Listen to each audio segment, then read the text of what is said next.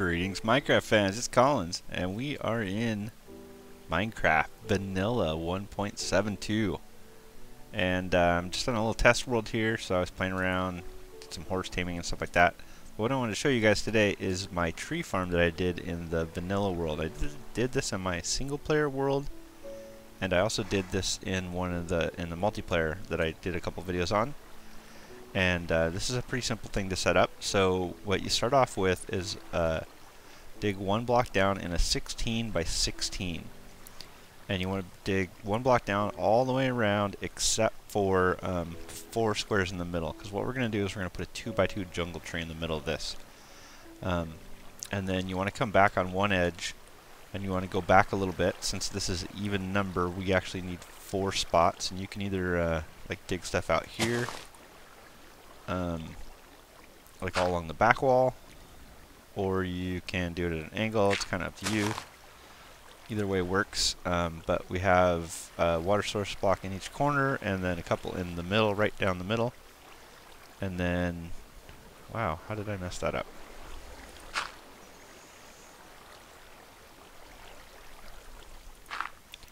Yeah, a couple water source blocks in the middle, a couple water source blocks in each end. Doesn't matter whether they all come from one side.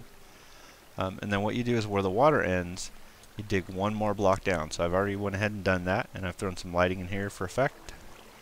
You'll want a little bit of lighting near where the tree actually grows. You can either put glowstone or jack-o'-lanterns underneath. You can put torches on the side.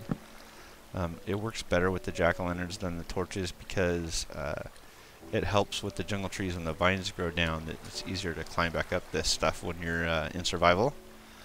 But after you got your first layer out and you dig out this spot for your second layer, you want to just continue on by breaking each one of these blocks, and this will bring the water down and flowing in a further layer, because we want a continuous stream of water. What we're going to do is we're going to catch all the saplings and the blocks and stuff that fall with this.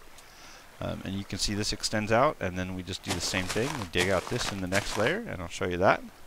So here you can see we've dug out the next layer where the water ends. We did the same thing we did before. We just kind of dug another channel out. This seems to work a little bit better than if you just do a solid wall in the back.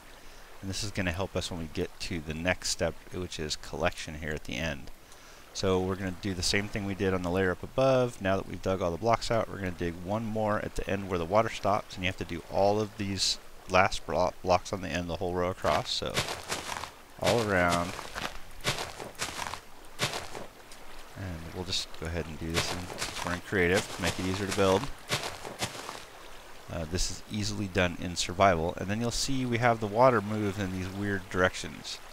So we're going to go ahead and just let it do its thing. So it flows there, and it flows here.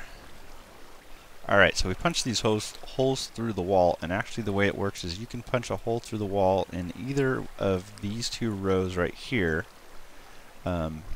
And a second ago I did both, but you actually only want to do one, and it's easier to do the one that's closest to the middle. So we can do either these 2, and we did the closer one, and we did the same on this side. And you can see the water stream. The way it works is everything flows. It's either going to go into one of these 2 holes in the end, and all the blocks will flow through there. And I went ahead and dug out a little bit of an area on this side, and this is where they come out. So we got our blocks over here, and we've got all of our blocks over here, and then we're going to connect this all together. And you can see the water actually ends right there, which is perfect. And we're going to go down another layer, and I'm going to actually just dig this channel down out, and I'm not going to let the water flow. So the water's going to kind of come together here and here, and then we need to actually go back one. And it doesn't matter which of these 2 areas you go back one, but you need to go back on one side. And this is where we use some hoppers, and we need to go back 3. So you need 3 hoppers for this. So 1 here, 1 here, 1 there, and then the hoppers are going to connect to the droppers. So we're going to drop her up a little bit, and then we're going to throw some hoppers in here. So you shift click on this, shift click on that, shift click on that. And now when I break this block and the one over here, you'll see everything flows into the hoppers. The reason why we went an extra block back is these droppers are pointed up at each other, and we need a circuit to use the droppers to lift everything up. And to make the circuit work, we need 2 access sides to these droppers, so we have to go back one so we can get to the side of it without having water flow like this. That would be bad. So now that we're free of our water, we want to use a comparator facing away from the bottom dropper. And we'll go back a little bit more. And we're going to end up, the comparator goes straight to a block, and I think we'll just use something like this. And so with this one block, now when I pull power off of this block, anytime there's anything at all in this bottom dropper, this will activate the circuit. You can see it change the torch from off on to off. And then we're going to use that torch as a reversal again. We're just going to clear out a little bit more space. And I'm going to use one of these goofy Mickey Mouse clocks, I call them. So that redstone signal is actually going to be a stopper for this circuit. So this redstone is going to power like this. And then we need a block there, a block there. See if I remember how to do this right. Redstone on the bottom of one, torch on the bottom of the other, and then we need a repeater. So take a repeater, and the repeater goes away from the torch, I believe is how this works. And this needs to be set at any number but the default. So you can, this usually 2 ticks out is the best. And now what happens when we put something in here, you can see this is now a timer circuit. So from here what we do is we connect it, and you can see it clicking. And what it's done is actually fed anything that the hoppers collect will go into the bottom dropper, set off the redstone comparator, and turn on a timing circuit that's going to shoot everything up into, in this case, the top dropper. And then to keep this going, what we do is we actually, this goes into a block, and then we invert it with a torch. See if I have all my stuff right. And then that goes to another block. And then what that's going to do now is it should shoot things out. So if I drop something down here, yeah. If I drop something down here, it's going to go into the hoppers, and it's going to go into the droppers and get launched up here. And in this case, it's going into my inventory. That's exactly what we want it to do. But what we're going to do instead is we're going to put this into a chest. So we just have a little double chest here. And this is our circuit. This is all there is really to it. Alright, so I've went ahead and finished out this circuit here and kind of covered it up. So ideally, you're going to be building this on like a flat lit surface, and you want the chest to be flush with the ground at the level here. And so you can build this dropper tower as high as you want it. You just go block, torch, block, torch, block, torch. And it doesn't matter that this torch is sitting pointing at the chest, because it's a regular chest and it will be hidden. And this whole circuit will be hidden, and you can see the little mouse ears here on the Mickey Mouse clock. And we just left it at the defaults. And then once you cover this up, it will be flush with the ground, and all you have is this chest that's stuck in the ground, and you can't even really see the torch or the dropper unless you really look for them, but they're down there. And I went ahead and did a run of this, so we got some jungle saplings in here already. But what you'll want to do is, once you get this all built out and your circuit's all complete, you go ahead and put jungle saplings in a 2x2 pattern down here, and you can use bone meal, but you don't actually have to. But you bone meal up, or you wait for it to naturally grow, and you get a 2x2 jungle tree. Pretty big tree. It's kind of nice. And what you'll want to do the first couple times you do this is grab some shears and collect some of these vines. And you can put vines on 3 sides of this. You won't be able to put vines here because the flowing water will make them disappear. And you can also put vines along the sides.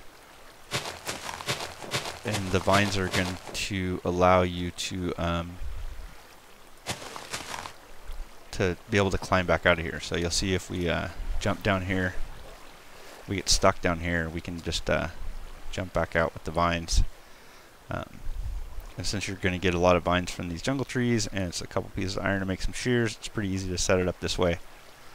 And then the vines that are here will actually grow naturally if you just let them grow long enough before you chop down your first jungle tree, or let any jungle tree that you grow stay here. It will grow enough vines. And then it helps to have a few spare vines, because if you don't want to wait, you can either just continue a row of vines all the way up to the top, and then you'll be able to climb up those.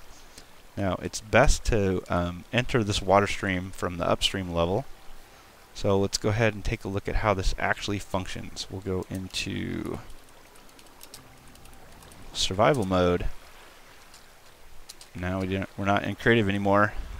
So you enter from the upstream level, you find yourself some vines that are growing, and you just climb right up the vines. And when you get to the top, you can hold shift and just kind of hang out here. You can collect more vines with shears if you want to.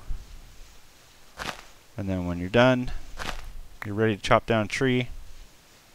Just crawl up here, grab an axe, and go to town. Ooh, that's really fast. I forgot about that. So you pretty much just chop this thing down. You don't have to worry about catching anything at all, really, because this is why we have this water stream. And then occasionally you just have to watch out, take a look up really quick. Make sure that you've gotten all these side sprouts off the jungle tree. And then just hit them with the axe. Or you can do the leaves with the shears. You don't have to collect the leaves. But once you get all the way down, you are pretty much done. You'll get a few items that land on this pad, and you can hang out here for a little bit. You can see everything else is going into the little collectors over there, and you'll be able to hear it ticking away in a second here. There's our circuit, and you can hear it ticking away, and then everything goes up into the chest. So we used the shears, we got some jungle leaves, we had some pieces of wood fall down, and then we get saplings as the leaves deteriorate, and all of that's going to automatically collect in the chest here. And I don't have to do anything else from here. I can just let everything fall down, and you can see there's some more saplings coming in. So we get plenty of saplings, we'll get all the wood that we need, and we'll get everything we need to go. This is it. That's all there is to it. Very simple design.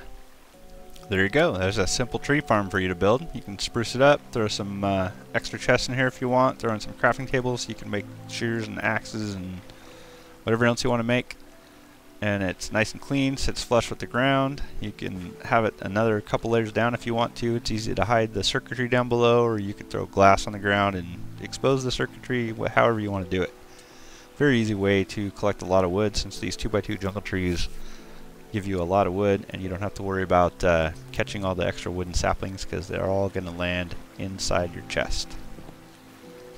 So that's it for this tutorial. Very easy. This has worked forever since the redstone update came out, actually, because we have the comparators and the droppers and the hoppers. And this still works in 1.7.2. Like I said, we're on 1.7.2, and it still works in here, and it works on the current snapshots. So thanks everybody for watching. Thanks everybody for liking and subscribing. Stay tuned for more Let's Play, more tutorials, and more Feed the Beast.